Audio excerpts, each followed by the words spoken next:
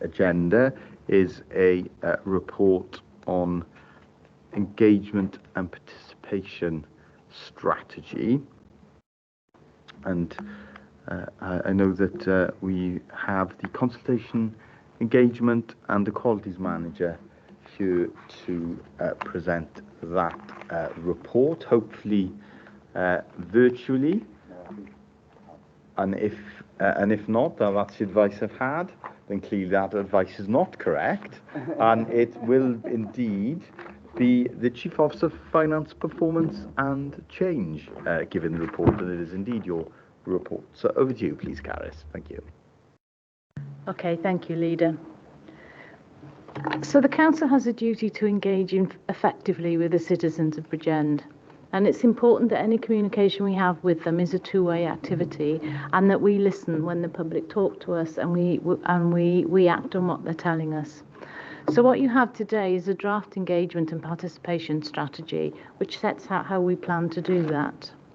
So the Local Government Elections Wales Act 2021 establishes a duty to encourage local people to participate in decision making under requirement that local authorities publish, consult on and regularly review a public participation strategy.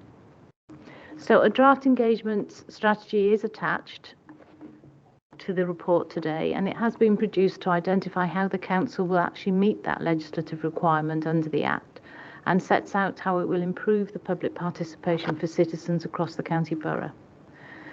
The strategy covers the need to engage with key stakeholders across a variety of areas, and these are actually outlined for you in paragraph 3.1 of this afternoon's report. It is proposed that a full public consultation on the strategy is undertaken over a 12-week period, and an engagement plan has been developed to support this process. So if I may, Leader, I would just take you to section 9 of the report, where it's recommended that Cabinet gives approval for the commencement of a public consultation on this draft, and notes that the final strategy will be reported back to Cabinet for approval. Thank you for that, Caris. Councillor Good, please. Thank you for the report, Caris. I'm happy to move it. Having decided between myself and Councillor Farr that it'll be in my portfolio still, so I'll keep engagement, which is nice. Yeah, so thank you for the report. I think there are some real positives about how we engage with our citizens within Bridgend. I think there's a lot of work in there that I think is really, really positive. I mean, for my part, something I would hope that we can get out of this is to have greater co-production, rather than giving residents draft reports, but actually involving them much earlier on in terms of how we draft all of our policies, so that they have that buy-in and they have that engagement. So it'd be really good to hear about how we are intended to do that, but also how we improve accessibility. I think it is really important. Obviously, we have Welsh language standards, which I know we strive really hard to adhere to and make sure that we can have engagement in both English and Welsh, without fear or favour of either side. But there's also stuff to be said about how we engage less engaged communities, harder to reach communities, as well as providing plain written language so that it is easy to engage without sort of the jargon, without acronyms. As we know, I have a war on acronyms even when I miss the reading of the acronyms. So I just wanted to reflect on how we do that, and also how we ensure that when people do respond, what can we do to make sure that these views are weighted and appropriate? Because it's all too easy for a campaign to start where suddenly you get thousands of responses, but all from one side, when the other side isn't as engaged, perhaps, on the campaign. I think we've seen that a couple of times over the last few years with public engagement strategies around that. So what can we do to make sure that every voice is heard and that they're balanced, not just a vocal group, but also to reflect the views of other constituents? And then finally, just on the strategy itself, I think it's really good that we aim to do all of these things. It's really great with the work the teams do, but I wondered what work we were undertaking to work with partners where partners provide services for us as a council, for example, libraries or leisure facilities, and how we're working with them, such as Arwen and Halo, to ensure that the national principles of public engagement are adhered to from their point of view as well, so that when they are building new services, that they're making sure that they're including this engagement strategy in their work as well. Thanks, Leader.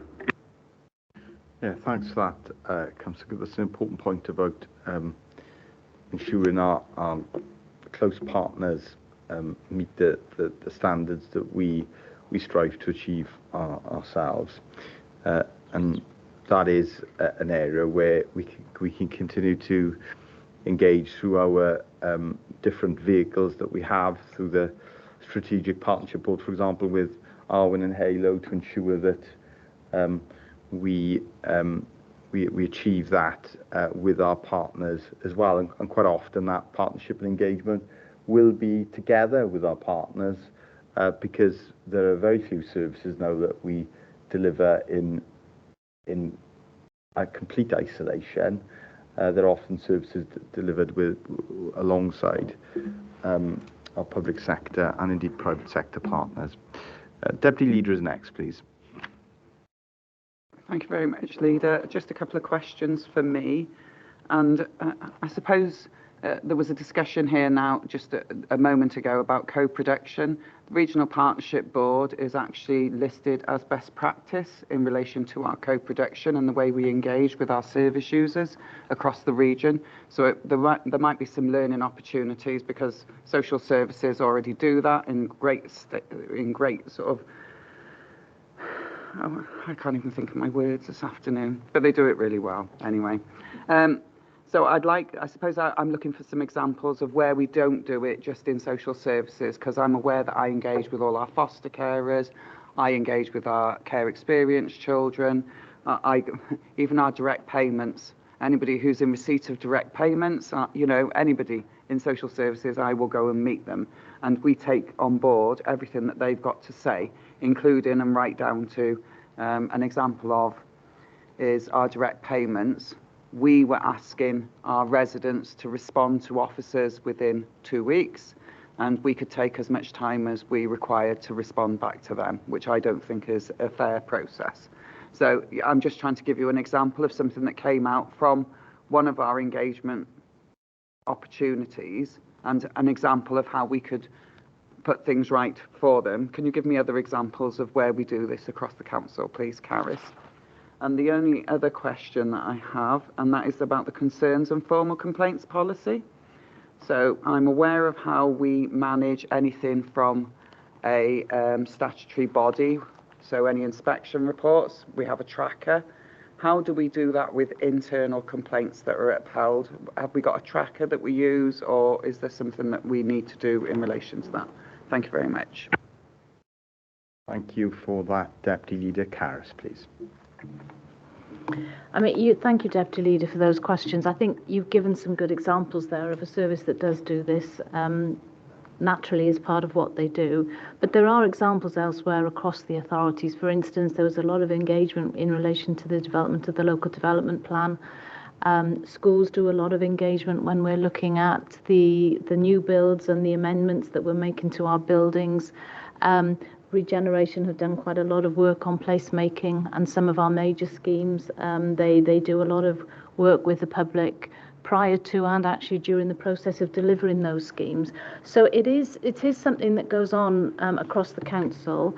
I suggest we probably need to pull some of that together so we have a compendium, if you like, of all of this work that's been done, because I'm sure that some of it is done in different teams across the council, and I'm sure there's some learning that we can do from each other in some of those instances. But it does go on quite significantly across the council as it is. I think the one thing I would say is that you've touched on a point, haven't you? We ask people, but we've also got to feed back to them the finding. And it's almost coming through this strategy of having a bit of a contract with our public, isn't it really? That when we consult with you, we want you to respond but we need to give them good information on which we're consulting so they know the issues, and that would answer some of the issues that were raised earlier about, do you get a very one-sided response? We need to give them the proper information so that they can respond. But also part of that contract then is that we feed back to them, and we can't always give people what they want, can we? But we have to be honest with them and feed back why. Thank you very much, Carys, and I'm happy to second the report, Leader. Yeah, thank you for that, Deputy Leader. And thank you, Carys. That's a point we must always remember and build into the processes around that feedback on consultation and engagement, because there is a risk that sometimes we undertake consultation and engagement and people don't understand or know what the outcome of that is. And when they've taken the time, and we've taken their time, and they've invested in being part of a consultation and engagement process, if we want them to do that a second and a third time, and quite often we do in different consultation processes, is important that they can see what the outcome of that that effort is. Councillor Williams is next, please. Yeah, thank you, Leader, and I certainly welcome the report. The importance of gathering good quality data in helping our decision making is key. I'm also keen that we develop or we adopt best practice. I'm quite happy to be called a poacher of good ideas, and if we can adopt best practice from other organisations, then it's certainly something we should be looking to do. And I'm just wondering then how this sort of filters into our digital strategy as well. It's kind of a bit of joined up one council thinking and what have we. Regarding the background documents, I just suppose I'd like some reassurance that we've based this on some good solid research and our draft strategy. And finally, Leader, I hope that the scrutiny process will take up the opportunity of having a look at this as well and presenting their findings back to us for the final report. Thank you, Leader. Thank you for that, Councillor Williams. We'd certainly welcome the input of the Overview and Scrutiny Committee into this strategy, because it is a very important strategy for us, and I'm sure they'd have some constructive input to offer. Okay, the recommendations have been moved and seconded. Is everyone in agreement, please? Thank you, colleagues. Thank you very much, Carys. And the next report that we have on the agenda is on the corporate plan delivery plan targets, and that is a report of the Chief Executive. So over to you, please, Mark. Thank you, Leader. For the benefit of the recording, Mark Shepherd, Chief Executive, and I am joined online by Alex Rawlin, our Policy and Performance Manager as well. The purpose of this report is to present for approval the proposed annual performance targets for 23-24 for the performance indicators in the corporate plan delivery plan that supports the Council's new corporate plan. You recall that on the 1st of March 2023, Council agreed unanimously the 5-year corporate plan, and on the 19th of July agreed the accompanying 1-year corporate plan delivery plan. This set out the wellbeing objectives and associated aims, commitments and performance indicators that will help measure the Council's progress on its priorities. Since then, each directorate has now produced a business plan, which includes targets against each corporate plan performance indicator. In that document, directorates were specifically asked to provide as many targets as possible and comparable data for the previous year where possible, minimising the use of setting baselines as an alternative to providing a target and giving greater scope for trend analysis and benchmarking with other authorities. These targets are part of the 1-year delivery plan and therefore should be achievable by April 2024. Although these targets are being presented to Cabinet and Council around the same time as last year, for future years we aim to present them around about April or May. As part of the business plan, Directorates were also asked to provide clear rationales for their targets, and obviously this is particularly important where targets are to maintain performance or where there is a big increase in the target. And I would point out here that this is going to become particularly important moving forward, where depending on our priorities and depending on our resources, we may not always be able to seek improvement targets on every indicator, but therefore it becomes more important, doesn't it, to explain why and explain if we are maintaining a target at the same level or if it's even reducing, that the rationale is very clear. The full list of performance indicators, targets and rationales are included in your documents. I think probably just helpful if I highlight some characteristics of these. There are 99 performance indicators for the 7 wellbeing objectives. There are actually more if we include the ways of working as well. And these are much better spread now across all directorates. The wellbeing objectives do not focus on specific directorate silos, deliberately so, but are based on themes. And the aims are similar in that way. Nearly half of the aims have commitments and performance indicators from more than one directorate to illustrate that. Nearly half of those indicators can be reported quarterly, 47 of them. Again, that's deliberate. Otherwise, we tend to find that when we report quarterly, if we're saying on most indicators, well, we won't know until the end of the financial year. It's very difficult to monitor progress. Trend data is available on 60% of the indicators, and the others are either new or have no comparable data available for 22-23. Importantly, 87% of the indicators, that's 86 of them, now have proposed targets. This is a lot more than usual. Last year, for example, you only had about half of them that had targets. Of these, 60% or 52 of them have targets to improve performance or set at a maximum level. 13% or 11 of them have targets at the moment to maintain performance. The other indicators are where we don't have historical performance data. As I explained about the rationale, a rationale has now been provided for each target to explain whether the council aims to increase, reduce or maintain performance and explain why. This is not a new thing, but the rationales clearly needed to be improved. And I should point out that this report or this information was taken to the Corporate Overview and Scrutiny Committee last month, I think on the 4th of September, and they were particularly keen that the rationales were improved and were clear, so that in the way I described, that we were able to illustrate why we were seeking to improve something, why we were seeking to improve something by a lot, or alternatively why we were seeking to maintain performance, and recognising that that in itself may be challenging. Finally, directorate business plans will now be stored, saved and available to view on the intranet.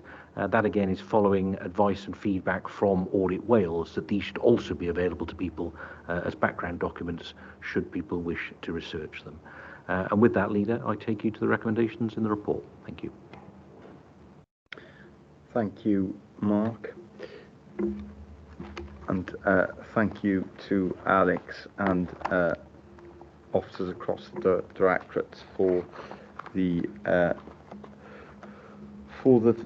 revised targets. And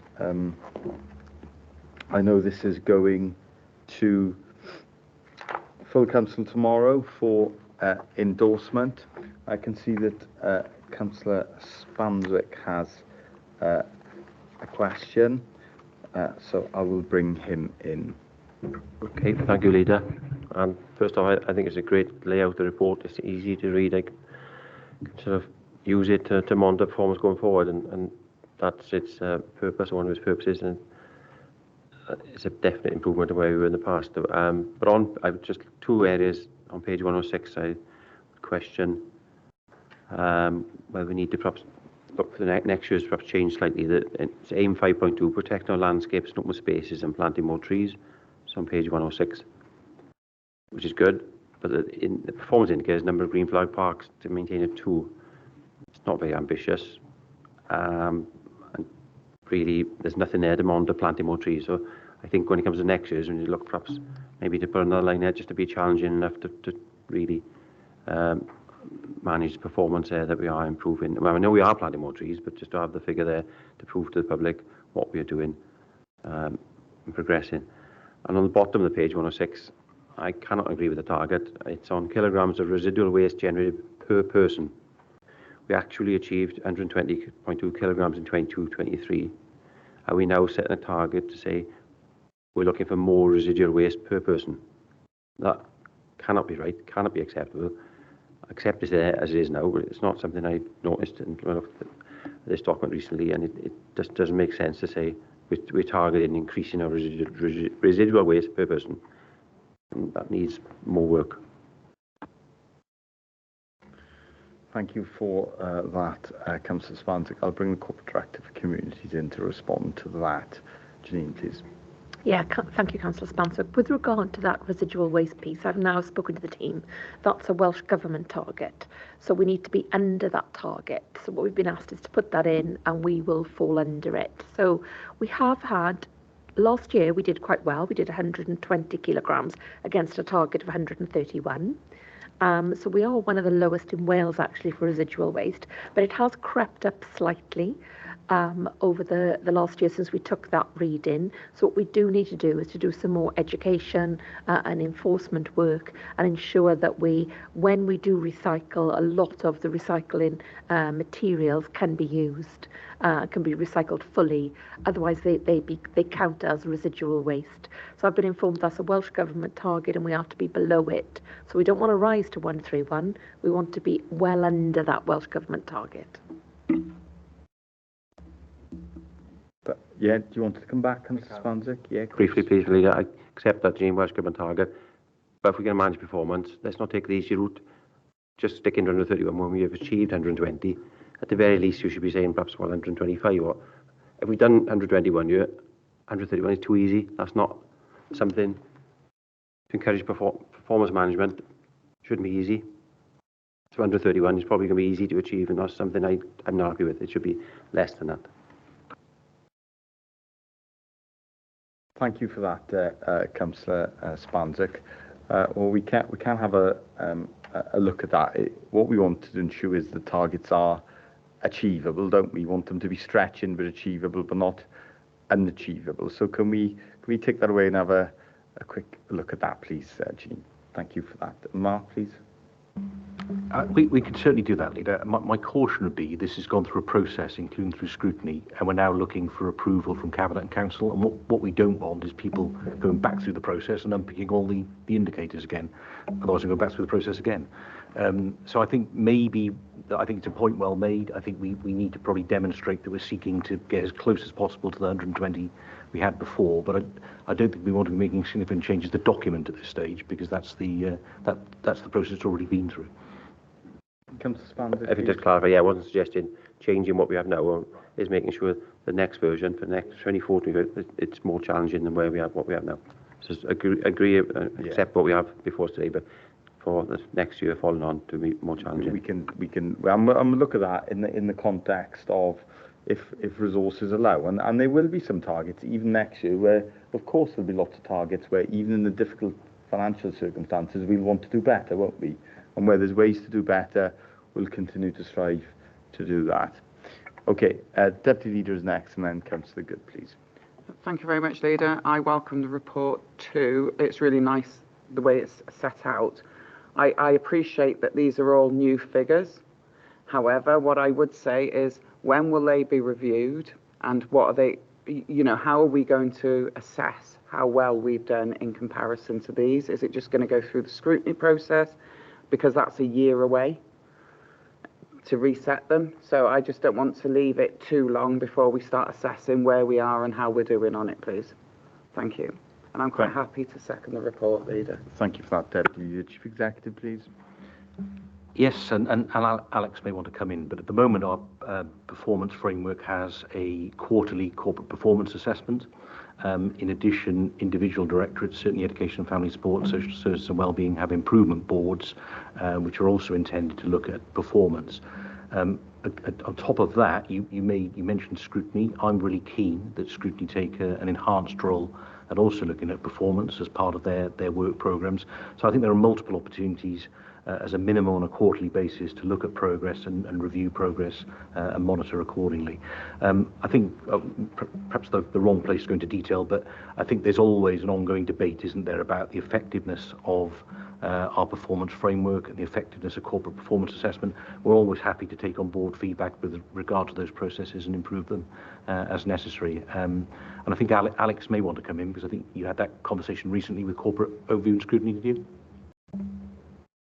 Yeah, just a really quick one. if that's okay. The next opportunity for that kind of review and discussion will be CPA and corporate overview and scrutiny in December, so not very far away now.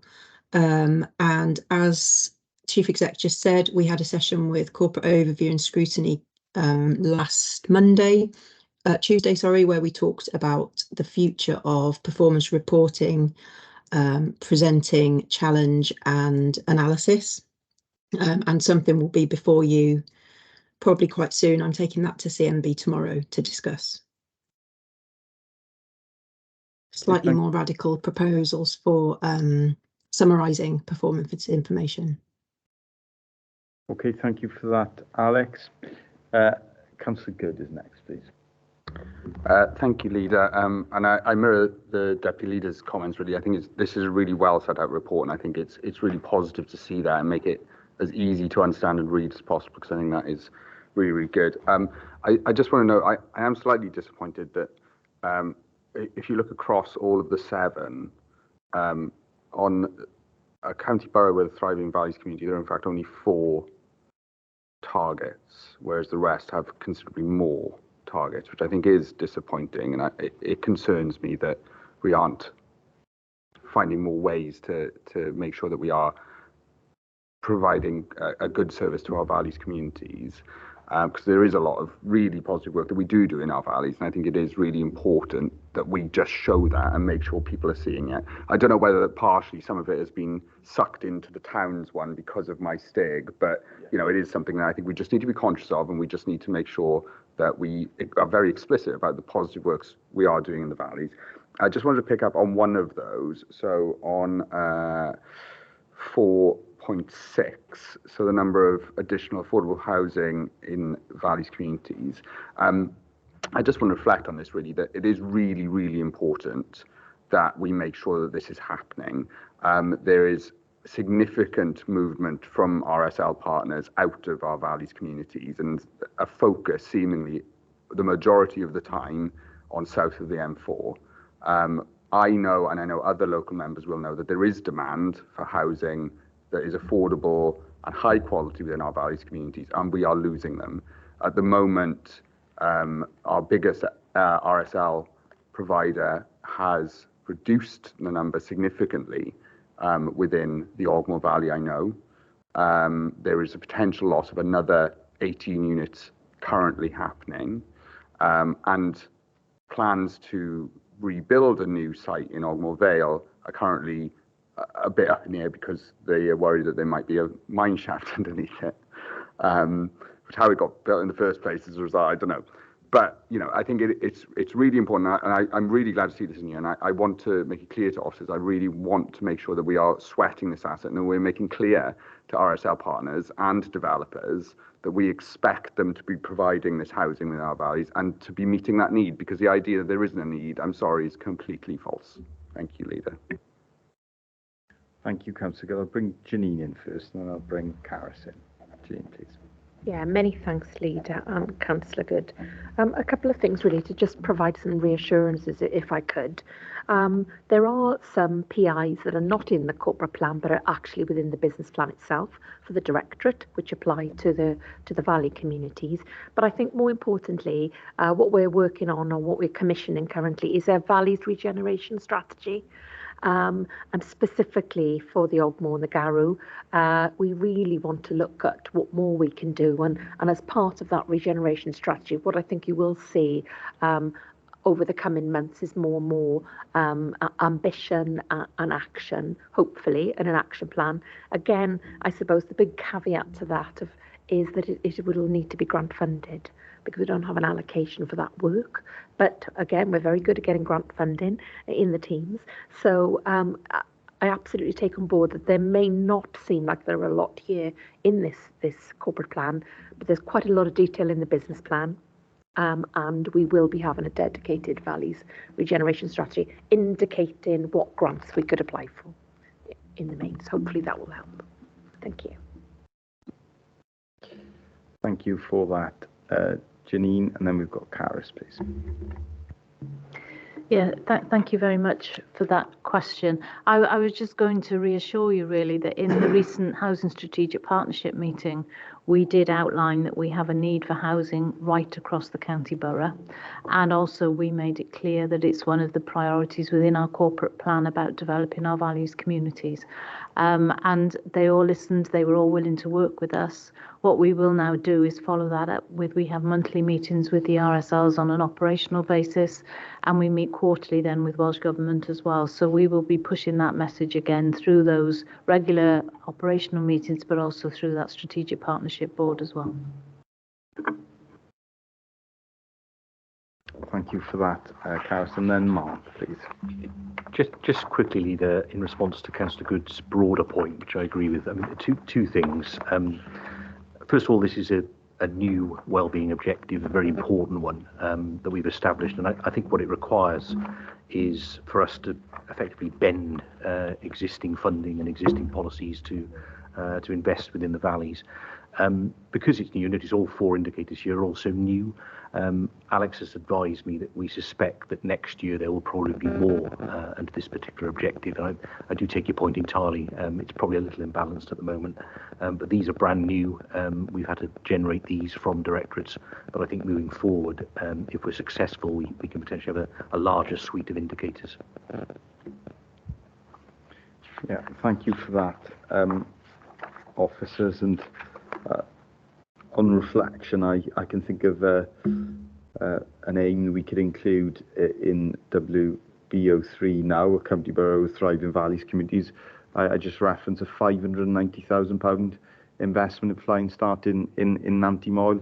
I couldn't think of a better way of creating thriving valleys and investing in our early years. We're rolling that out to Ogmore Vale, as well as Nantty Moel, as well as Blaengarrow and Pontycymer too, and I think that could be reflected in future years. And we've seen only recently CIW recognising the excellent provision that we've already got in Caira and in Betis Flying Start, and of course as well there's the recent investment in sports facilities in the tennis courts at Maesteg and at Ogmore Vale as well. So perhaps we can look to broadening out that objective with more indicators in the future. I think it is in there. It is in there as a commitment, Leader. Actually, they're not all commitments have indicators, but it is already in there. Yes, so we can do that around Flying Start, because actually we have quite stretching targets have been set by Welsh Government about the number of children that we'll be supporting, the number of families that we will be supporting. Okay, well the recommendation's been moved and seconded. Is everyone in agreement with those recommendations? And thank you again for the team for their work on this. And that takes us on to a report from the Corporate Director for Education and Family Support, and that's on the appointment of local authority governors. Over to you, please, Lindsay. Thank you, Leader. The purpose of this report is to seek approval from Cabinet for the appointment of local authority governors to the school governing bodies listed at paragraph 3.1 of the report. Officers have considered applications received for the current vacancies for local authority governor positions on the school governing bodies in line with council guidance. For the 9 current local authority governor vacancies at the 8 schools listed at paragraph 3.1, the applicants met the approved criteria for the appointment as a local authority governor. There was no competition for any of the vacancies. Therefore, Leader, I take it to the recommendation of paragraph 9. Thank you, Lindsay. Councillor Blundell, please. Yes, thank you, Chair, and thank you, Lindsay, for the report. Congratulations to all those governors who hopefully we will confirm and appoint in a minute.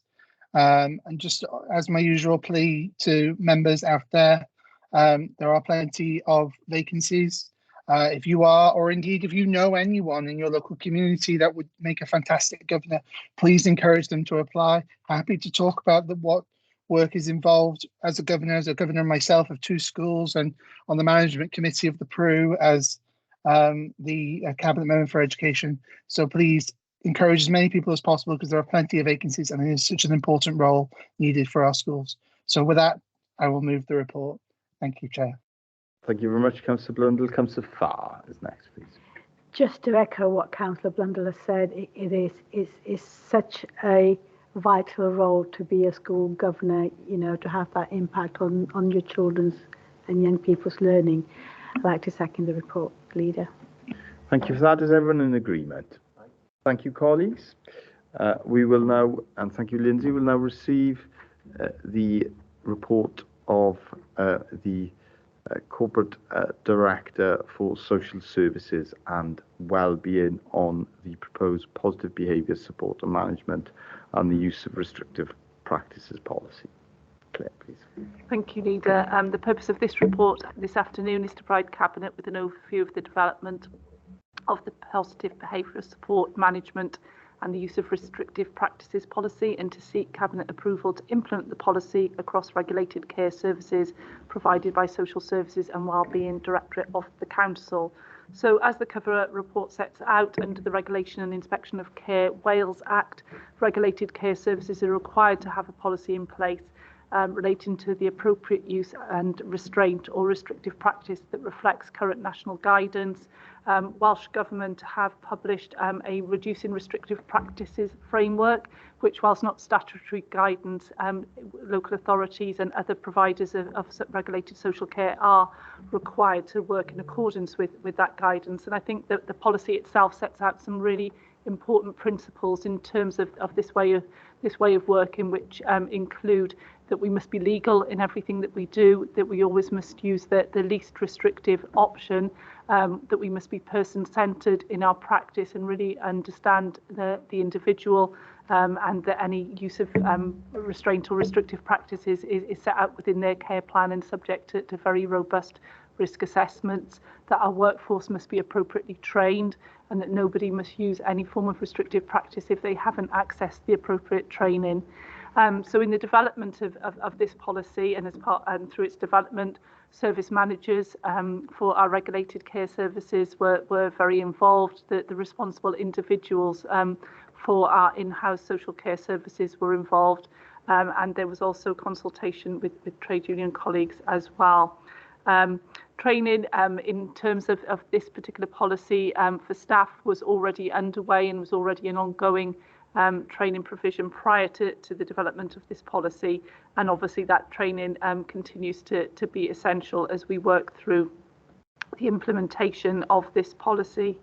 In terms of the policy itself, as I say, is set out Appendix 1. I would draw your attention to the definitions within the policy.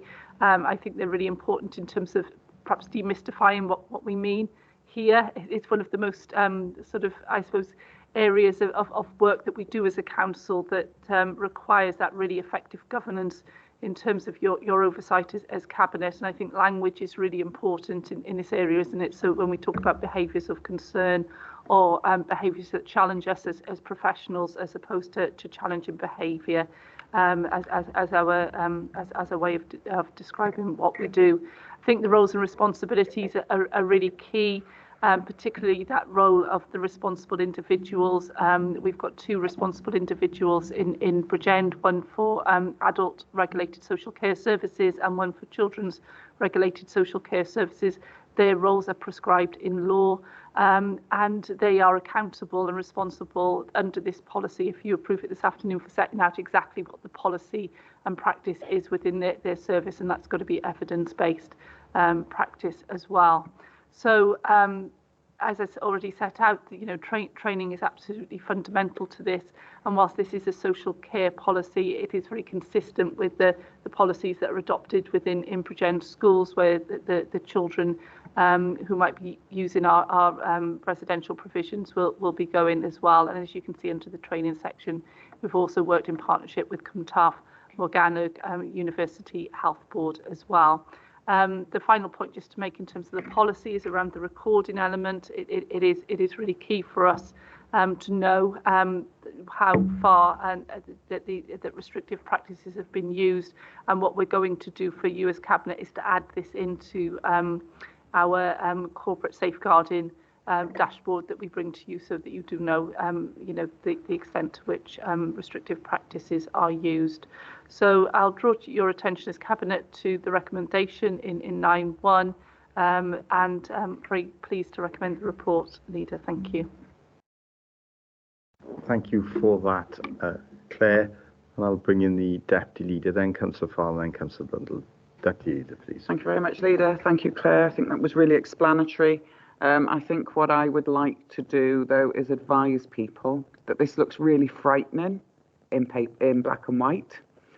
We do not currently have any licences for mechanical restrictions to manage behaviour and mechanical restraints, and I think that's really important. We also need to be really clear about when we're using medical restraint. That would be highlighted in someone's risk assessment and their care plan, and we would do that under medical supervision as well. It's frightening for the people involved, it's frightening for the staff, and we need to be very clear about what they are, what they aren't allowed to do, and to ensure that they are supported throughout. One of the reasons is, as soon as you have had an incident, you would have a debrief with the staff.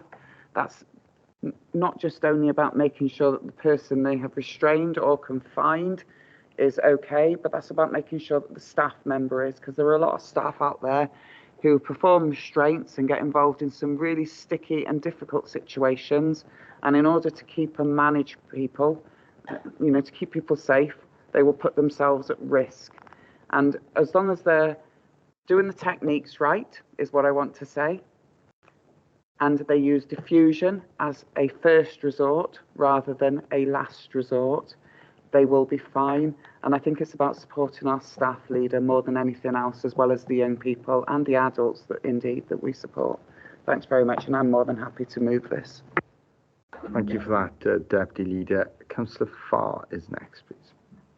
Thank you, Leader. I'll second the report, and I welcome this report. It's like we were saying earlier on, we do have to work with difficult young people and adults, so it's good to have a policy for the staff. It is for the protection of the staff.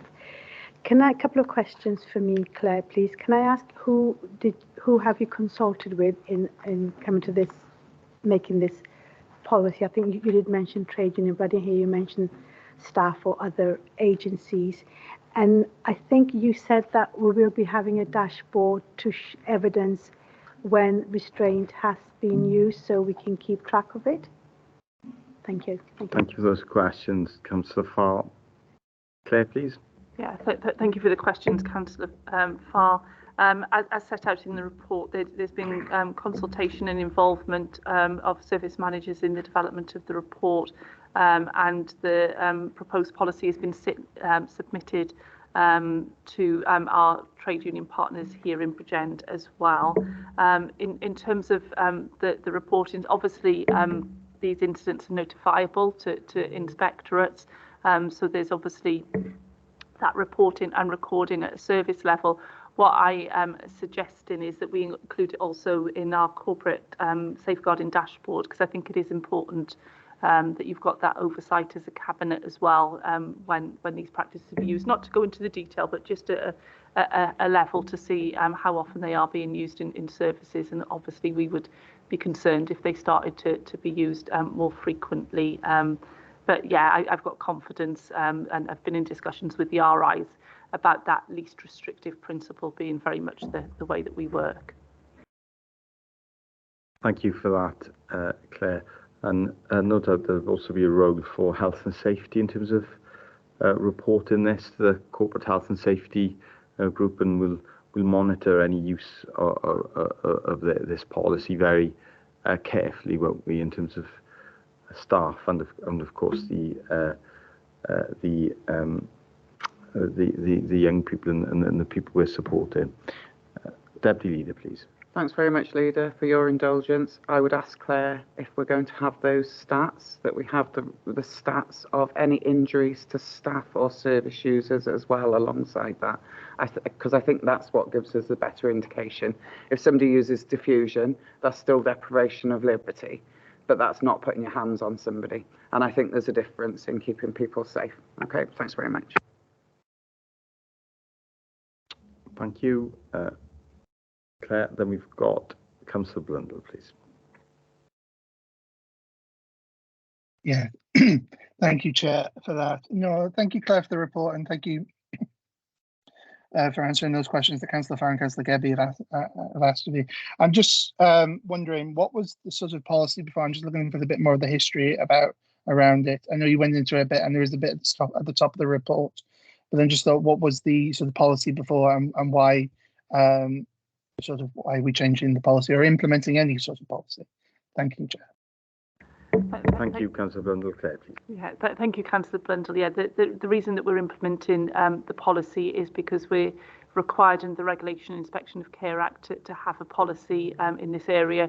You'll note as a Cabinet that we're bringing forward quite a lot of policies for your consideration at the moment, and that's because we're doing quite a job of work really to make sure that we've got all the appropriate policies in place across our regulated care settings. What we'd had previously were guidance, we'd had lots of staff training, we'd had protocols within services, but we hadn't had one policy for the whole of our regulated care provision. And I think this puts us in a really good position around that, particularly in light of that guidance from Welsh Government that came out last year. And I think that's one of the key drivers for bringing this particular policy forward, so that we've got a very clear position in accordance with that Welsh Government, that guidance. Okay, thank you for that. Councillor Blundell, did you want to come back in? Just to say thank you to Claire. I think it's important to thank her for the answer. So thank you very much for the answer there, Claire.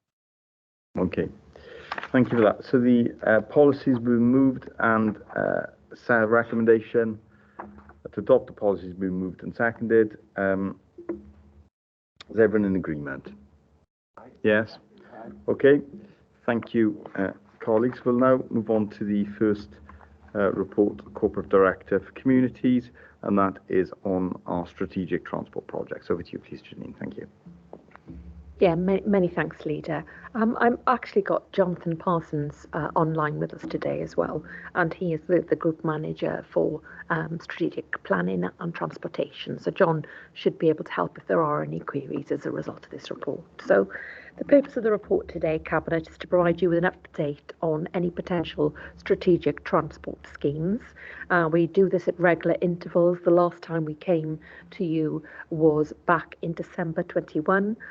And so what this is an updated list and to seek authorisation for these schemes to go forward for any future phases, grant phases of the Metro or other national, regional and local funding applications.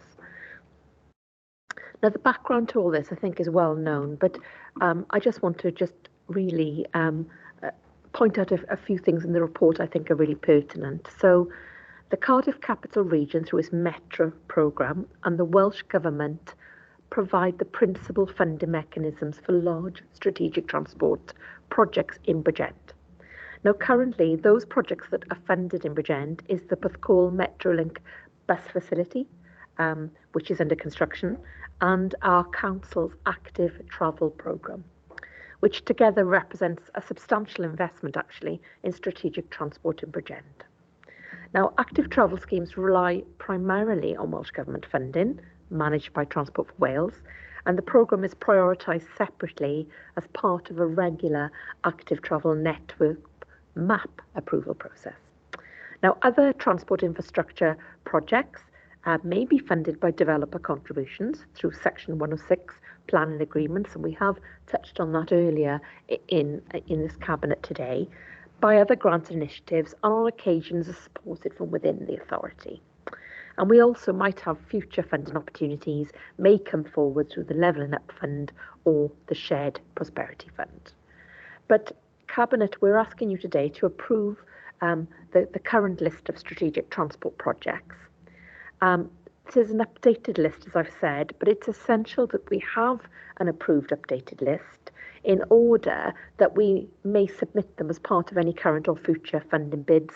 And also sometimes we have surplus funding available from Welsh Government, and it will enable us to move forward with that. Now, a lot of projects need to be promoted with the relevant public transport bodies, Welsh Government, Transport for Wales, Network Rail, and the UK Government when they are discussing rail and public transport priorities. And it should be noted that these schemes represent the main strategic transport projects underway. They do not necessarily include other smaller schemes or enhancements that may come forward or are negotiated through the planning process. For example, if we want a junction improvement on a housing estate, for instance, that wouldn't be part of this plan. This plan is for strategic schemes. So Cabinet are also advised the schemes outlined below, with the exception of the Metrolink and the Active Travel Programme, do not currently have any capital or revenue funding allocated to them. And the ability to progress these projects will be dependent on securing resource coming forward. And another thing that's very important to note with regard to our budget situation is that there will be a future maintenance liability on projects as well going forward. The report sets out the background. There's an awful lot of policy background when it comes to strategic transport. They're in no particular order. They're in section 3 of your report. And it goes from everything from Future Wales, the National Plan, the Wales Transport Strategy, our Bridgend LDP, our Bridgend Local Transport Plan, etc., etc. So any of the schemes that we have included in this have to abide by the criteria set out in all that national guidance. So from section 3.3 onwards, it does highlight our Active Travel Programme. It sets out the multi-million-pound projects that are funded through Welsh Government, and they are also subject to an annual bidding process. Now, what is very clear, it's not always possible to implement active travel schemes within a year, so we usually phase them over several years. So year 1 would be feasibility work, year 2 would be design, and then really year 3 is where we implement. So what you will see throughout this programme is some schemes will be already in implementation, some will be in feasibility, and some might be in design. So they're all at different stages as we go through. But the funding for active travel is separated for those specific projects. So we can't take the Welsh Government's active travel money and use it for other schemes because it's subject to very strict scrutiny by Welsh Government, and we have to return quarterly spending returns. So an awful lot of schemes are there. I won't go through them all, Leader, because they're in the report for you. We can take questions, of course, at the end of this. I think there's about 16 or 17 schemes outlined. What I would say is they cover all of the authority. There are some schemes in the Llynri Valley. Important for us is schemes in the Garw and Ogmore, because we need to make sure those communities are well linked into the core region. The other scheme we've talked about being funded is the Bethcall Metrolink, and that is funded by CCR, the city region, and that scheme is on site and is being constructed as we speak. So those are the schemes that are funded in part or whole and are on site currently. So from section 3.5 onwards, Leader, we set out what are our proposed strategic transport projects that we would like you to approve to go forward. Now, we want to put them forward as part of any future application to the Cardiff Capital Region Metro Programme, the Levelling Up Fund, or funding opportunities that come up from government, etc. And these will be the basis for discussion as well with other outside transport bodies such as national and regional strategic transport schemes. So there's no specific funding in place for these currently, but there's a list here that you will have seen from back in 2021. There is one new addition to that list, and it's the work at the Singletons Junction on the outskirts of Brackla is a new addition. But what you will see is a list of projects that we would like to progress for all sorts of different strategic reasons across Bridgend. So if I could take you to the recommendations, Leader, I'm not sure, we can take questions on these schemes. I'm not sure there would be much value in going through them individually, but I'm very happy to look at these with you as on a question basis. Just to reiterate again, really, that the only schemes that are funded are the active travel from Welsh Government and the Metro from CCR. The rest will be dependent on us seeking funding in any way that's possible. So thank you, Leader. Can I refer you to section 9 of the report? Thanks so much for that summary, Janine. I'll bring in Councillor Spanzik, then the Deputy Leader, then Councillor Blundell. Councillor Spanzik, please. Thank you, Leader, and thank you, Janine, for giving us an overview of the report. Then, just on the active travel route, there's lots of schemes there. The current ones, which is taking place this month, starting in Annisowdra, but many other ones are just feasibility studies, and it doesn't mean they'll actually come through to actually be implemented unless the funding comes forward from the active travel fund within Welsh Government. But we have to have the schemes assessed and see if they are feasible and drawn up. And what's called Metrolink is proceeding, as we said. It's the proposed strategic transport projects, which I suppose is great. If we don't have them there and have ready to go schemes to put funding in for, we'll be in a difficult position. So that there's one there, has been as long as I've been here, 24 years, Brackla Holt Railway Station, 3.6. Who's going to survive the longest? I don't know. Is that going to be in reports after I've gone or not? Not if I have my way, but I understand it's a difficult one and very difficult to proceed with, but we do have the car park already built. And I welcome perhaps the possibility to look at active travel just to get a pedestrian bridge to link the population of Brackla with 12,000 or more people to Bridgend Industrial Estate, and it fits into the criteria that Welsh Government have and sustainable travel, but it hasn't progressed through various reasons down to funding, and Welsh Government and Transport Wales need to perhaps take another look at their priorities in the future. It says in 363 there are no current Transport Wales proposal to take this project further. Well, personally, I think that's a mistake on their behalf, because it does fit into the priorities for sustainable travel and what we're trying to achieve with active travel, as well as allowing people to use the train service to get to Cardiff and other parts from Swansea. And say it's been 1999, it's been on the cards, 23, sorry. And there's pressure needs to be put on Welsh Government and Transport Wales from a political angle as well to start being serious about that actually taking place, not just being seen as an afterthought, and it must proceed at some point. The other one, there's many of those. There's when you road interchange, there's the future Pyle new station, possibly with the new local development plan. Hopefully soon will be approved by Welsh Government, and there's a possible 2,000 properties, but it's a £20 million scheme at some point in the future. The one there, again, you just stated it's a new one, but it's not a new one in my book. Heel and Simmonston, Cottage Road Junction improvements. That's not a new one, that was there. Previously, in 2007, it states there were studies undertaken, and it hasn't progressed. And this one, again, it's accept the fact that active travel is not something that can be done there, because we have a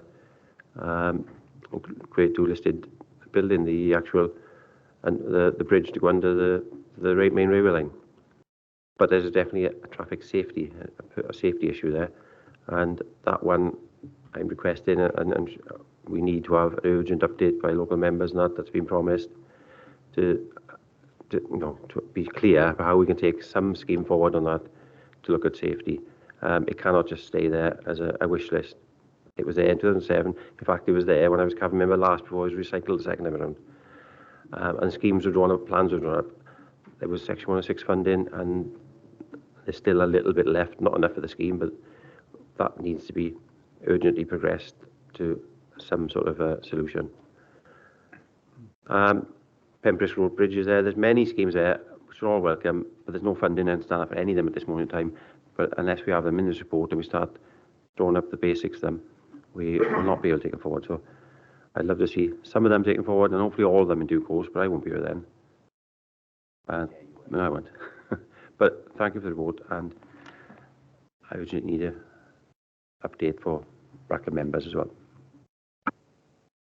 Thank you for that, Councillor Spanzik. Janine, please. Yes, thank you, Councillor Spanswick. Absolutely, we'll get that meeting in for you on the Brackla members to talk about that junction.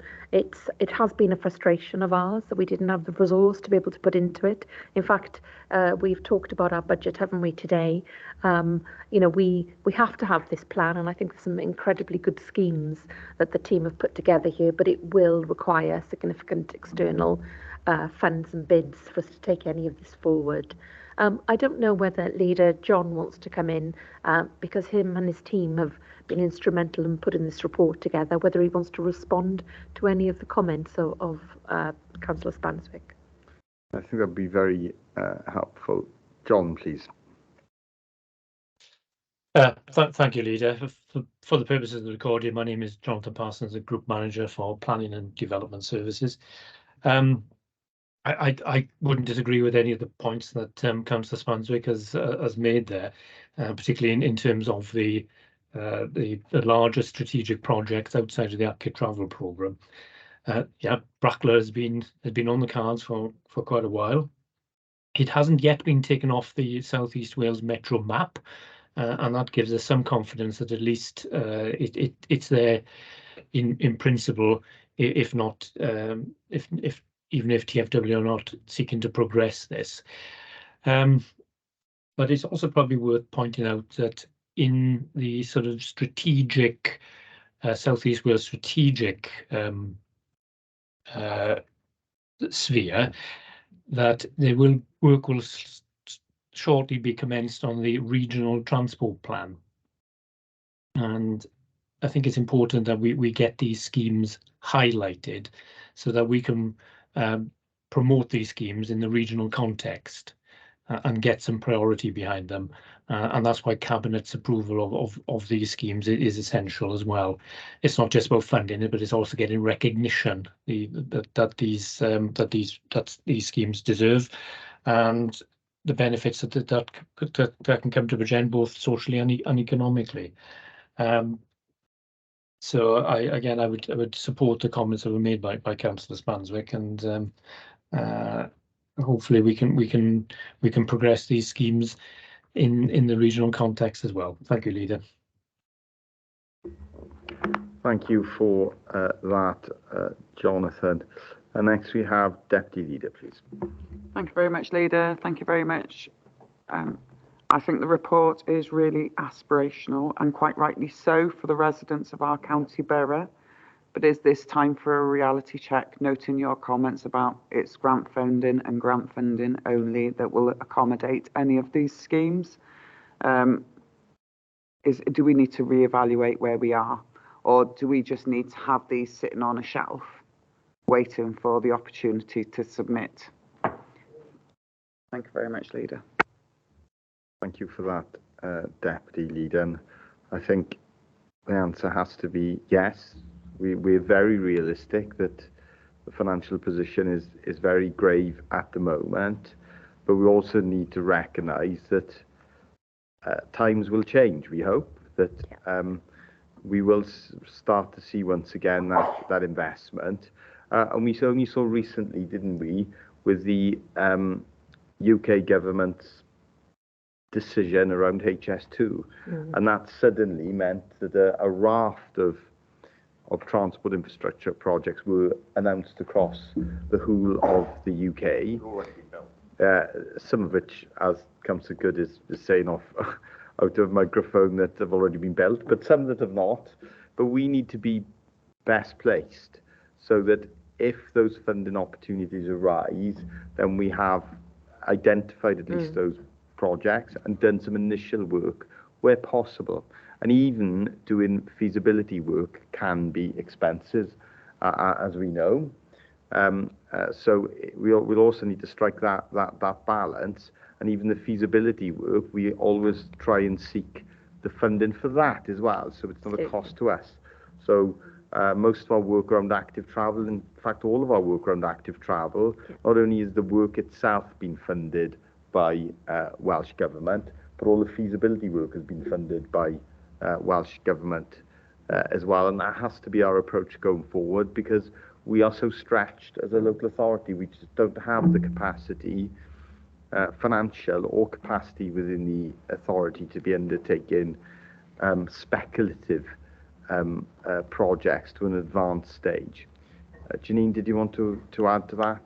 Yes, please, if I could, Leader, but you've covered an awful lot of it. But I think we need to be bold and we need to be ambitious. And we need to also show or demonstrate as a council what it is we're expecting as part of a regional transport plan. Because when this plan comes forward and we do connect the regions up, we have to say this is what Bridgend needs and play an instrumental part in that region. Because in terms of our economic development and our residential, we are a growing population here, the third highest growing population in Wales. We punch above our weight in that case.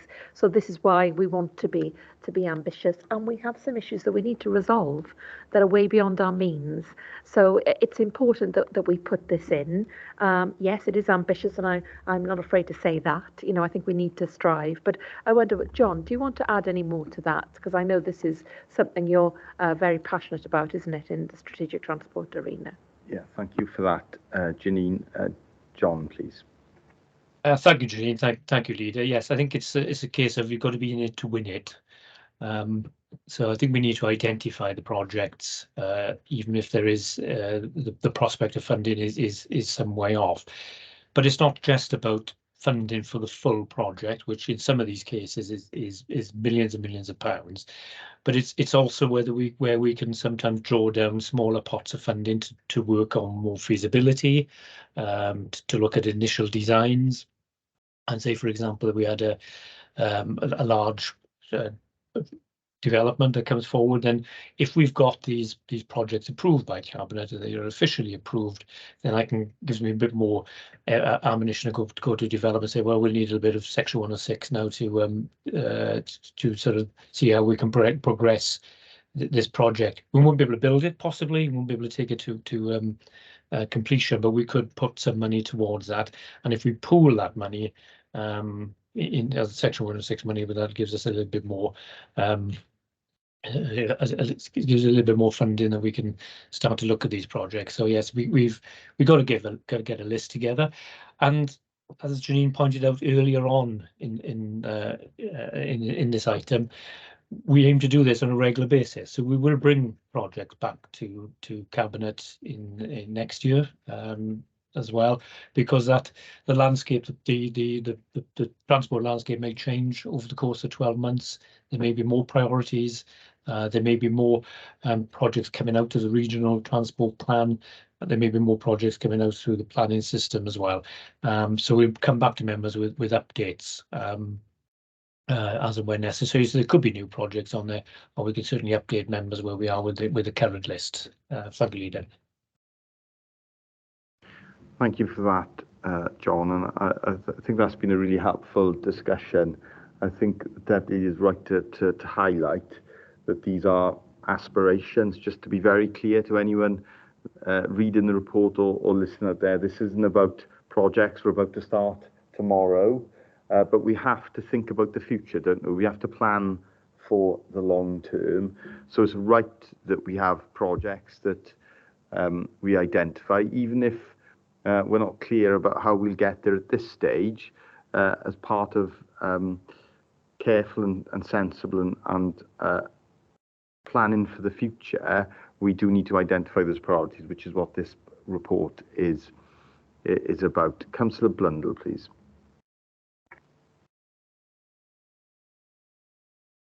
Yes, thank you, Chair. And thank you, Janine and John, for the report. And I'd just like to thank Councillor Spanswick for his intervention on the feasibility, and that some of these are just in the planning stages at this present moment in time and are not, we're not digging up roads or whatever tomorrow. The question I just want to ask is, on some of these active travel routes, will there be a chance for local members to have discussions with officers about these projects so they're more aware and also can feed into the conversations about them? Thank you, Chair. Thank you for that, Councillor Blundell. Janine, please. John, please.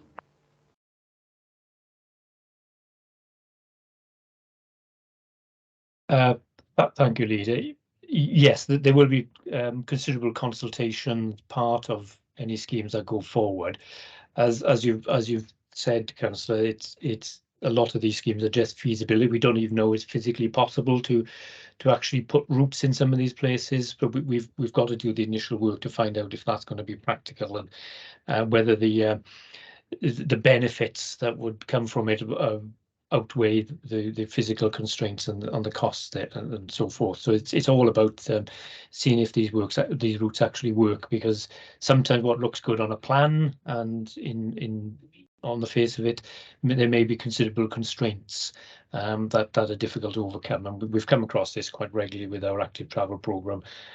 We come across a low bridge, for example, or where the path narrows to below a standard, then it becomes a little bit more difficult. So yeah, there'll be a lot of, once we reach the point where these schemes are considered to be feasible, there will be considerable consultation with the public, with local members and the community council, so there will be opportunity to discuss these schemes in a lot more detail once we've got an idea of what they're going to look like. So there's a lot of work to go on first. The one scheme that's going forward this year is the one in Ardisawdra, as Councillor Spancer has pointed out. That's the one where we've got capital funding for, and that's going ahead. That's gone through that process. It was subject to a planning application as well. So that's been a little while in the making, but that's actually going ahead this year. What happens next and what goes forward next year will again depend on much of the result of some of this feasibility work. But the bottom line is, yeah, there'll be a lot of consultation on this beforehand. Thanks. Thank you for that, John. Thank you, Councillor Blundell. Councillor Spancer, please. Thank you, Leader. Just one thing I forgot, the most important part is to move the report, the recommendations 9.1, part 1 and 2. I'll second the report, Leader. Thank you, Councillor Farr. Councillor Blundell, you've lowered your hand. So the recommendation's been moved and seconded, and of course what we will do is we will receive regular reports. They may be on individual projects which we've received previously, and I think it would be helpful actually to receive an annual report on all the strategic transport priorities, because the other reflection from me is that, of course, those priorities will change as national governments change, as their policy changes, and as our circumstances change. Okay, we'll now move on to the second report of the Corporate Director for Communities, and that is on our Grand Pavilion Levelling Up Fund project update. Janine, please. Yeah, thank you very much, Leader. Hopefully we have Delith Webb, our Group Manager for Strategic Regeneration, joining us. There we are, there's Del just joining us now, Leader, to take us through the report. So the purpose of the report today is to provide an update to you, Cabinet, on the progress made and decisions that we've taken in regard to the design, procurement and programme for the Grand Pavilion in Porthcawl for the project, and to seek authority from yourselves to suspend the requirements of the Council's contract procedure rules and authorise our cultural service partner, RN, to procure the services of Purcell's architects via a framework called Pagabo, and to continue the REBA Stage 4 design service for the project. And the report also provides information about governance of the project and the Levelling Up Fund programme. But if you would let me, Leader, I want to take you through some of the important points, because there are some risks to this report. There's also a lot of reward from it as well. So if I may, let me just take you through some background to the report and how we are at the situation we are at. So back in June last year, Cabinet endorsed the submission of 2 funding bids for funding for projects within the county to the UK Government's Levelling Up Fund. We submitted a bid for the Grand Pavilion in Porthcawl back in August of last year, 2nd of August actually, and the principal objectives of that bid for the Grand Pavilion were to address the risk and condition issues of the building. It's a concrete structure and it has what is technically termed as concrete cancer. It also needed updating, refurbishing to meet the needs and aspirations of local people for an extended arts service. And I think that's well known, and we've done quite a lot of work on that with the local community and communications.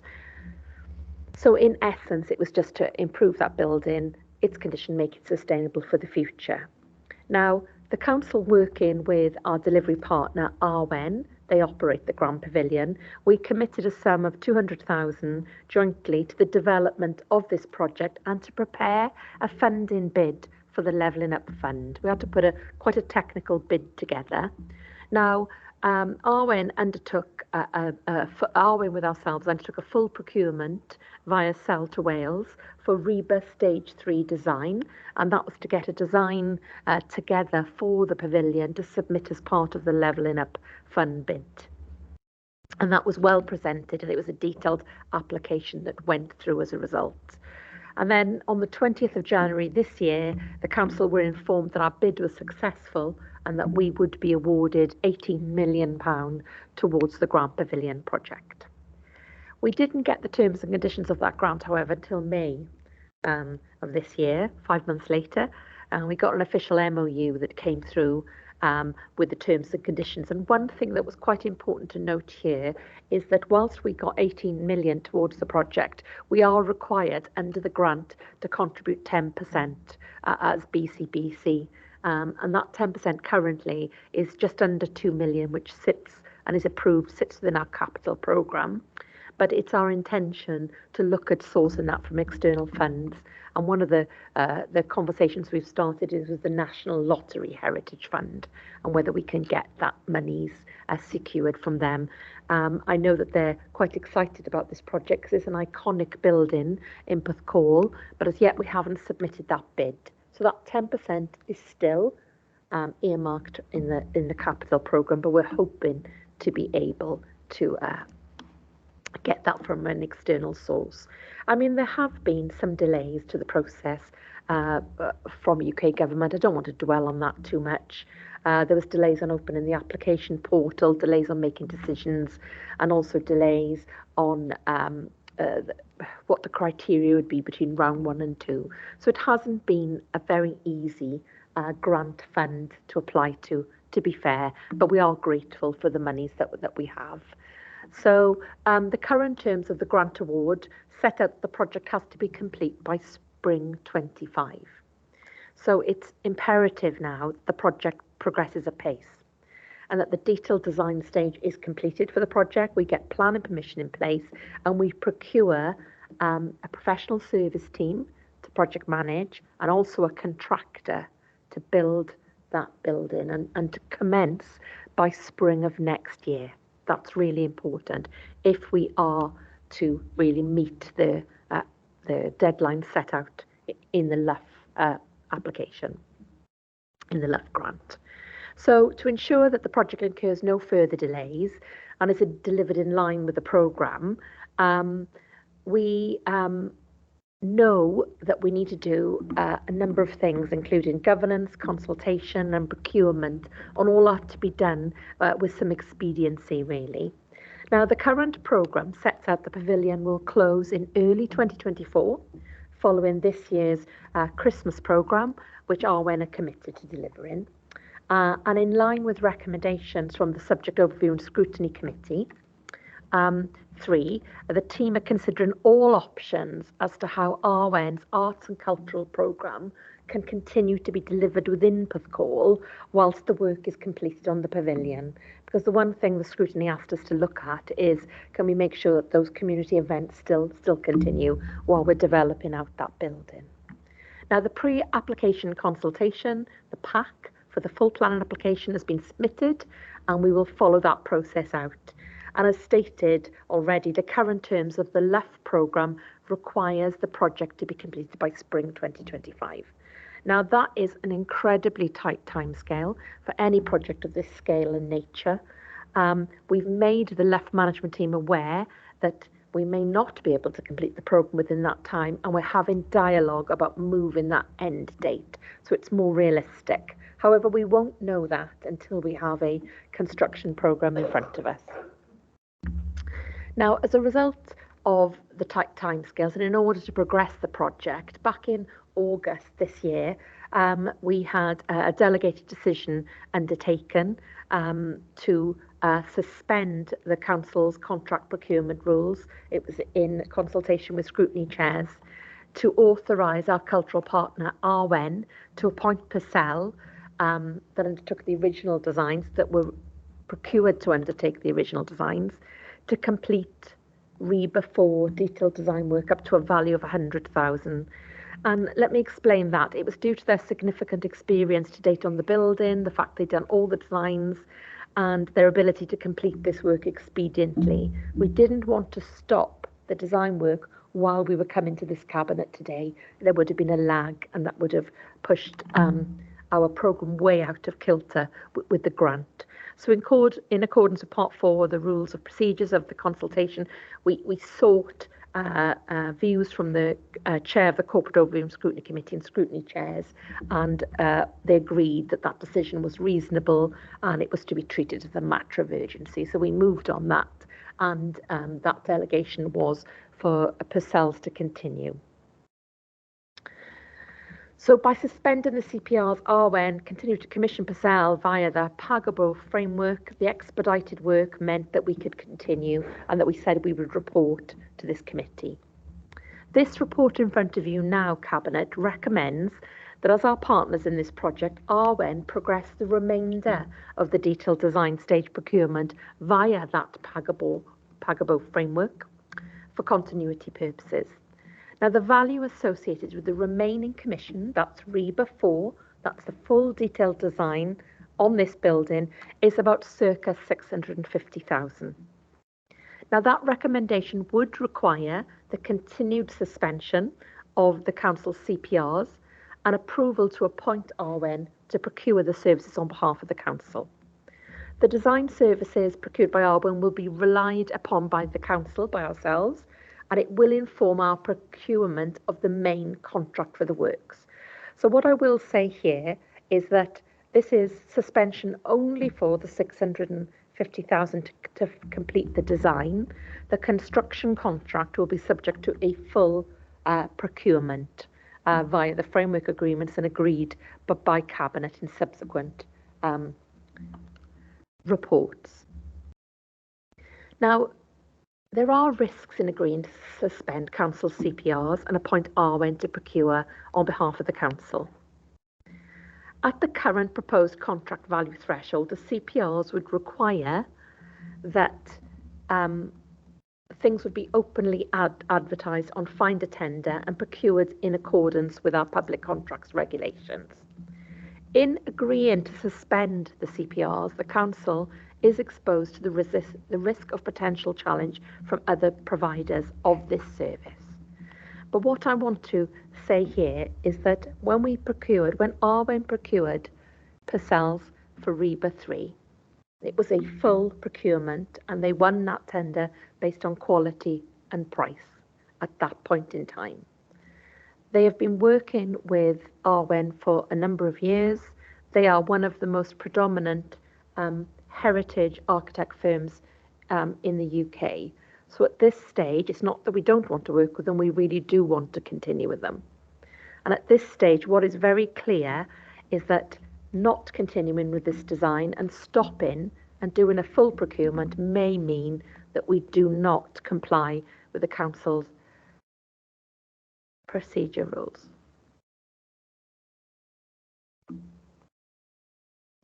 Suspending the requirements of the CPRs also presents a potential risk of funding clawback. As part of the LUF funding conditions are a requirement that the council ensure that all legal and other statutory obligations are adhered to. Now, we've had a conversation with our colleagues at LUF about this. They know that Pagabo is used widely by other local authorities, and at this stage, the risk for us of clawback would be the 650,000 should they feel they want to take issue with that amount. It wouldn't be for the full grant. So the risks really that I've outlined are mitigated to a degree by Arwen procuring the services through the Pagabo framework in the first case, as entry onto that framework agreement would have been subject to an open procurement process, plus they have procured Purcell's via a full procurement for REBA 3. The best way for us to mitigate that funding would be for us to run an open competition again to award the contract to the bidder deemed to represent the most economically advantageous tender. But doing so would inevitably delay the completion of the design work. For instance, it may result in the appointment of an alternative service provider, which would mean the design and all the work to date over the last 2 years would have to recommence, as architects are unlikely to pick up designs of others because of insurances, and there would also need to be some site investigations. So the above decision and risk should be considered against the significant other risks posed by the very tight LUF grant funding timescales. It is strongly felt that any further delay to this project poses the greater risk to the project. So the risk we feel of stopping the design and doing a procurement is far greater, because the clawback could potentially be 650,000, than the risk of proceeding. If we don't proceed, we could lose the £18 million grant, because there's a serious risk of not completing by the deadline imposed by LEF or the grant's terms and conditions. There's also a risk of Purcell not continuing as the lead design team, because they've successfully led this project to date, and they have also submitted a planning consent. A couple of other things just to note, Leader. There's a whole set of project governance that's going to be put together as part of this project, and we will be reporting to the brand new capital programme board that has been established, and when necessary to CMB. And there's also regular communication between the council and the LEF performance management team, and we submit quarterly returns. We're also appointing an external project manager to oversee the REBA Stage 4 designs, and our design team meet every week, and we're also appointing a cost consultant to ensure that this scheme can be delivered for the monies that we have in place. So if I could please, Leader, take you to the recommendations that are in section 9 of the report. There are a number of recommendations, namely recommendation 4 is to agree to further suspend the CPRs to allow our cultural partner, Arwen, to procure the remainder of the design work for the Grand Pavilion with Purcell's via the Pagabo framework, to ensure that the design process is completed within the timescales as outlined by the LUF funding agreement.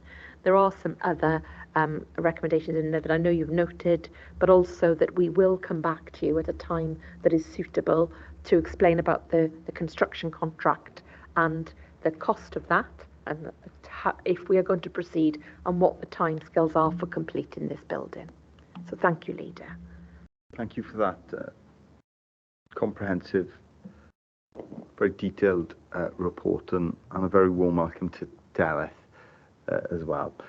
I will bring in the Cabinet Member first, and then the Deputy Leader, and then Councillor Farr. So, Councillor Good, please. Thank you, Leader. Apologies for jumping the queue, Dep. Thank you for the report, Janine. And as the Cabinet Member that signed off the DP, and I believe it was also signed off by all three of the scrutiny chairs, so Councillor Blesser, Councillor Williams and Councillor Davis, I think we all appreciated at that point the urgency of continuing the work. And I think I understand, I think we all can see that in a project funded from a UK government fund, where we know that in previous times they do have a history of raking things back if things aren't done to time, and with the tight timeframes we have, I think it's completely justified that we made that choice in that DP. And I understand why, as a result, moving on from that position to this position now makes sense, because actually, as you've expressed, with Purcell's going through REBA 3, it makes sense that in terms of timeframes and ensuring that the quality of work continues to happen, that we continue to have this to REBA 4, and that we do therefore suspend our procurement rules. However, I think it is important to say that we do have these procurement rules for a reason. I know Kelly will agree with me on that. And I think it is important that going forward we make sure that we reflect to our partners, whoever they may be, that we have these in place for a reason, and that is to mitigate risk to the public purse. And I think that is really important. So I would like to just ask, in terms of the overall project, how much risk does this suspension create in the grand scheme of things? Because I think it is important for us to understand that. And I am reassured to hear that we will, going forward to the next steps in terms of the build and the actual works, that we will have that full process, because I think that is extremely important. The other thing I would just ask is to ensure that once the programme board is in place, the project board rather, that we do have regular updates on that to Cabinet. I think it is really important. I think we've learned from Maesteg Town Hall that it is very important that from a political point of view, we continue to have that level of granularity. So if we could ensure that those updates are given to us regularly, like they are with Maesteg Town Hall now, I think that is really important. But I'm happy to remove the report. I'm pleased to see the continued work happening. The designs are, as we all know, really impressive. And I think that shouldn't be lost in this. And while I think it is unfortunate that we have to take this step, I think it's completely understandable why we have to. So I'm happy to remove the report, Leader. Thank you for that, Councillor Good. And next we've got the Deputy Leader. Oh, Janine, I do apologise. Please come in. Not a problem, Leader.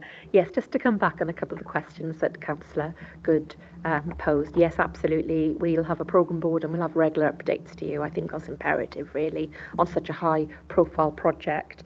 What is the level of risk from this decision? Well, in genuine terms, the level of risk is that 650,000 for that design work. A number of architects tendered for the REBA 3 work and weren't successful. So what is the risk of those appealing on this REBA 4? I think it's low, but there is a chance there. So the risk is 650,000. It doesn't affect the overall envelope of the scheme, the 18 million. We need to do a full procurement of a construction contract for that. So all of that will be in place. In actual fact, we've started working with our legal support now. We have support on this project via Blake Morgan. We're working with them now, and they are looking at helping us put those tender pieces together so we can run that procurement. When we get to that point when we have a planning permission. So yeah, that will be procured via the full process. Thank you. Thank you for that, Janine. Next we've got the Deputy Leader, please. Thank you very much, Leader. So I'm going to make myself very unpopular with Porthcawl residents now, and that is, do you think that we're talking? I appreciate that you've just said you're going to go to National Lottery to get this £2 million. Do you think? I mean, can you assure me that you're going to get that grant funding from elsewhere, considering the conversations we're having here this afternoon about budget? Do we really think that we're going to get £2 million from somewhere else in order that we can complete this project?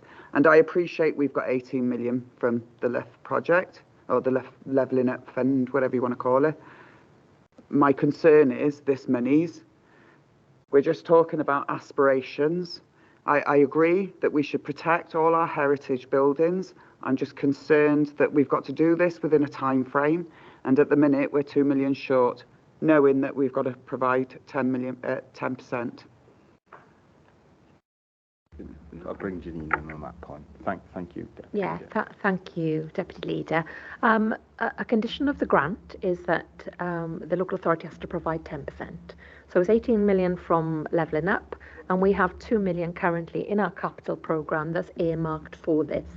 Now, we don't want to have to use that 2 million, but we have to have it in place, and it is in place. It's been through council, and it's sitting there to be the 10%. And unless we have that, we wouldn't have got the 18 million grant from Levelling Up.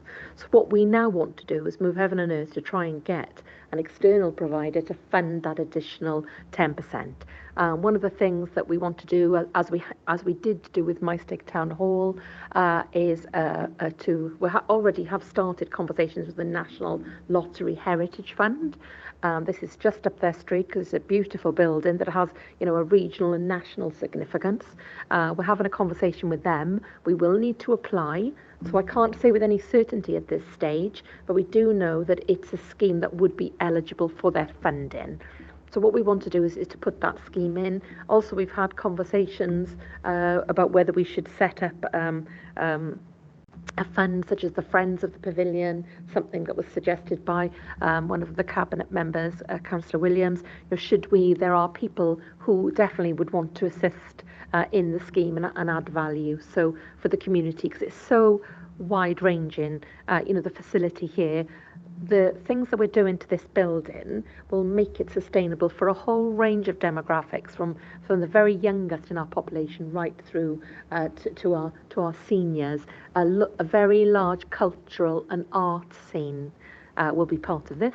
So we will be applying to the National Lottery, and hopefully we will be able to release then the 2 million we have in the capital programme. But it is a condition of the grant leader.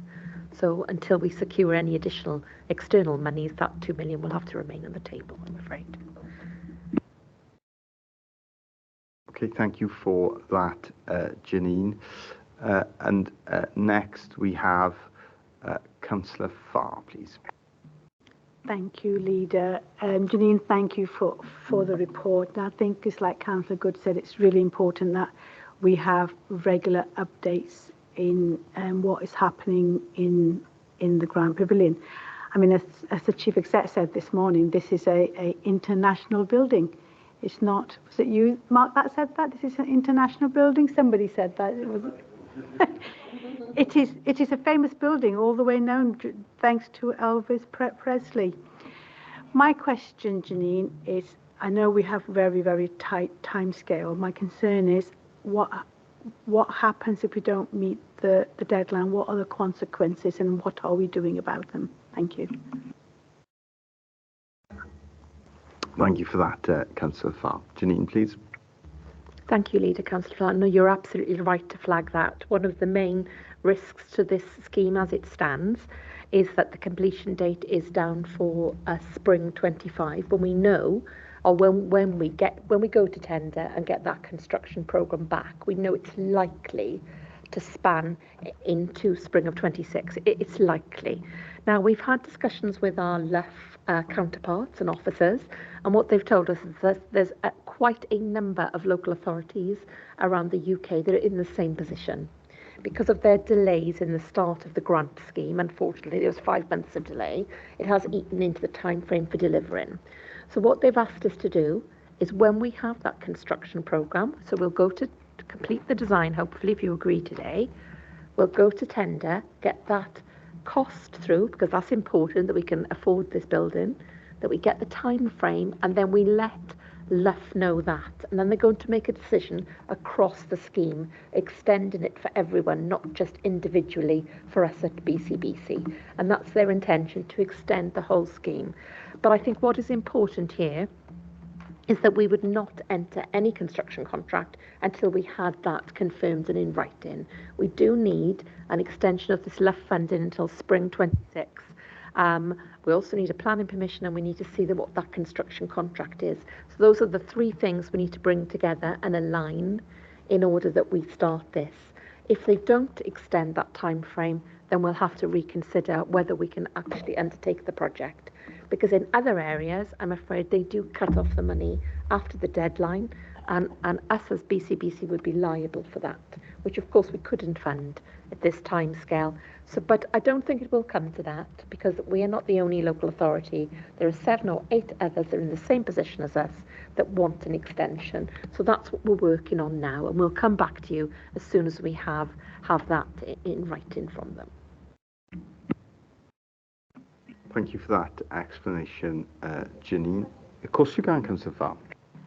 I'd like to second the report. I think it's been done yet, so I'll second the report. For that. And I think it's important that the Corporate Director's Communities has outlined that this is another stage in the process, and there will be further stages in the process. And given the position we are in, and the Deputy Leader's quite right to reference that, we will obviously have to receive a series of further reports, and at each and every stage of that reporting process, we will have to carefully consider the financial implications, won't we, Chief Officer, Finance, Performance and Change.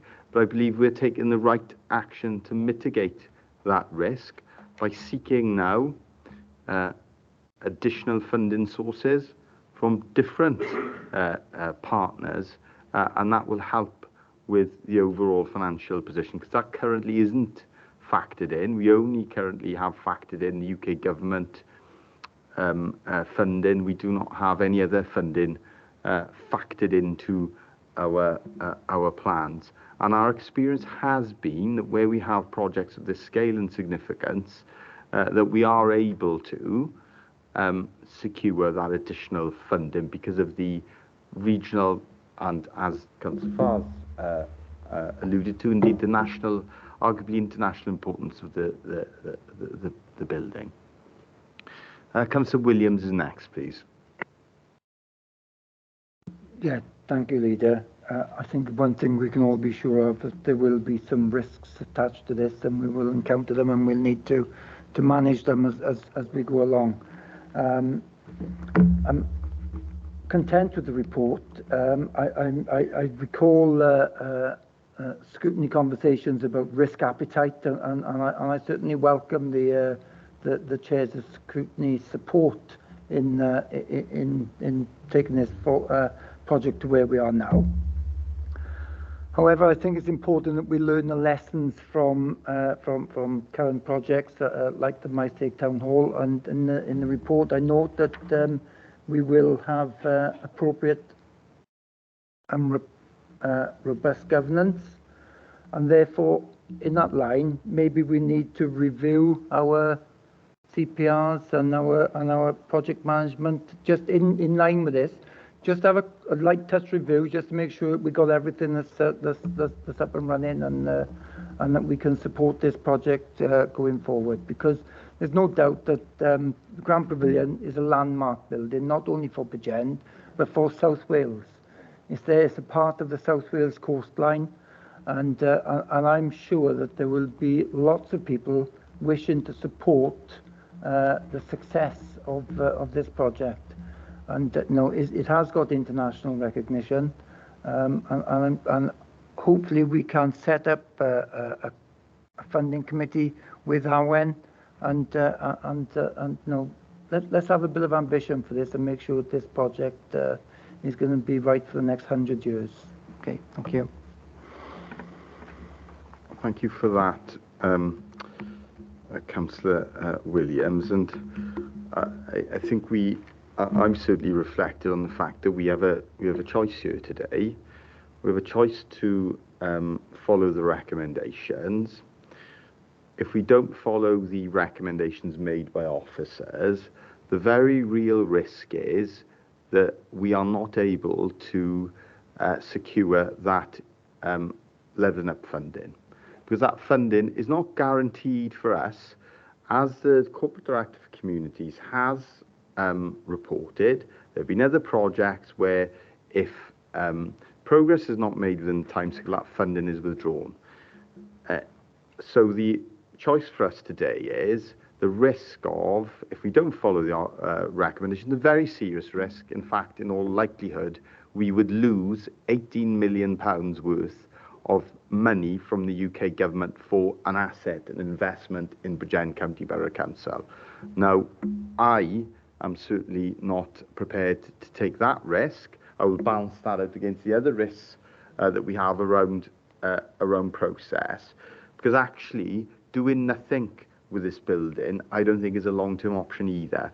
And I'd like to know where we are with the building, because my understanding is that we currently have problems with the building. We have water ingress already within the building, and therefore, if we were not to progress this Levelling Up funding application, not only would we lose 18 million, we would potentially be left with a very hefty bill for repairing and maintaining this building, because this building is a listed building, or whatever people think about the merits or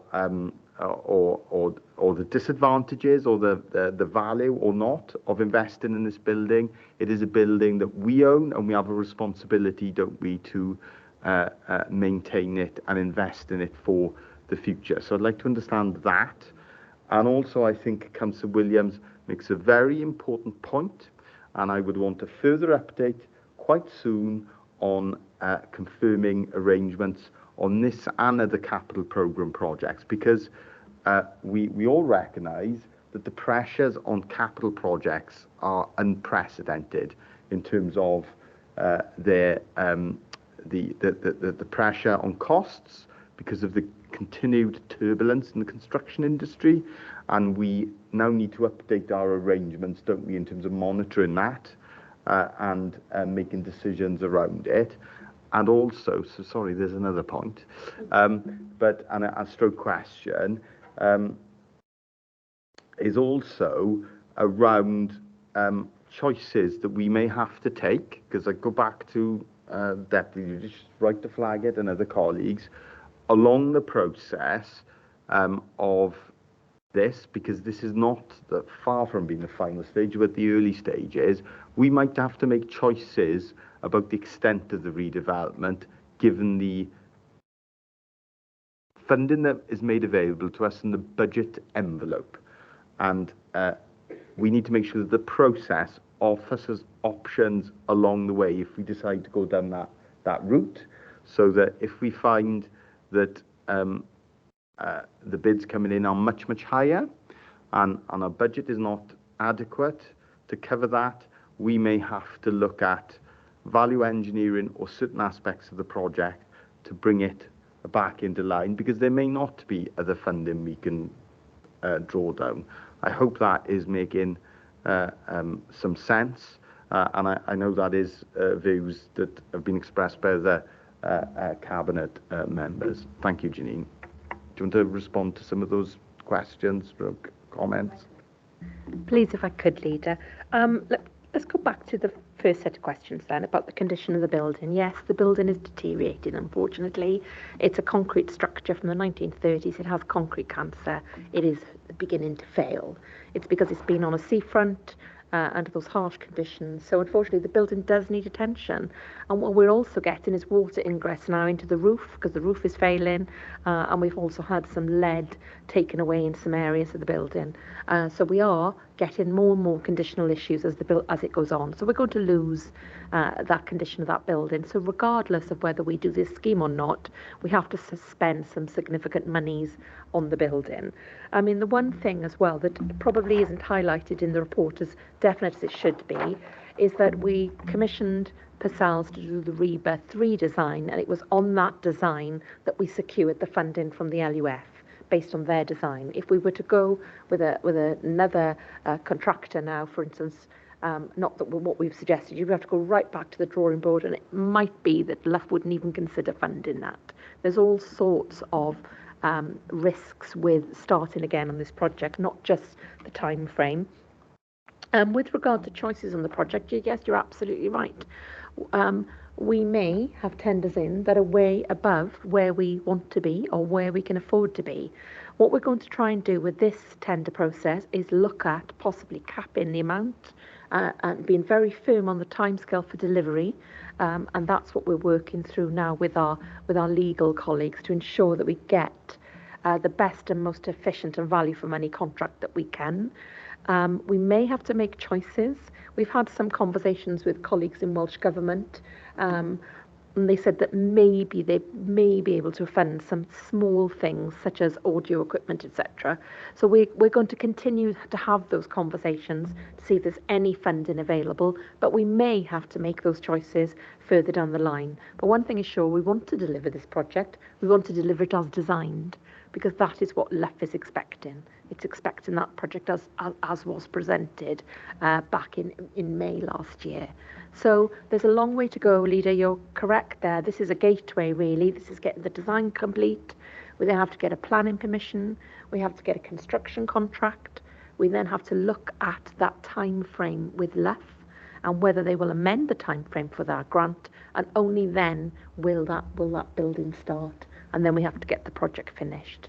So it's a lot still to do. This is one of the first gateways. We'll be coming back to you quite a lot, I'm afraid, with but it is a significant investment that we couldn't afford to do without this UK government funding. So hopefully that covers some of that, Leader. Yeah, thank you for that, Janine. And it's not often I say this. In fact, I can't remember the last time I said this. I suppose I've got to be grateful to the UK government that they made the funding available, but I wouldn't say that again. Okay, thank you, colleagues. So the recommendation's been moved and accepted. It is vitally important that we now receive regular reports on this project. We've talked about those arrangements, both the project management board, but also reports back to Cabinet, and indeed the financial implications, of course, will have to be reported to full council, won't they? So that is important, and we will no doubt receive those reports. Is everyone in agreement? Okay, thank you, colleagues. So that was the last report on today's agenda. There were no urgent items raised with me in advance of the meeting that we have been asked to consider, and therefore I draw the meeting to a conclusion, and I look forward to seeing you all again tomorrow for the meeting of full council. Thank you, colleagues.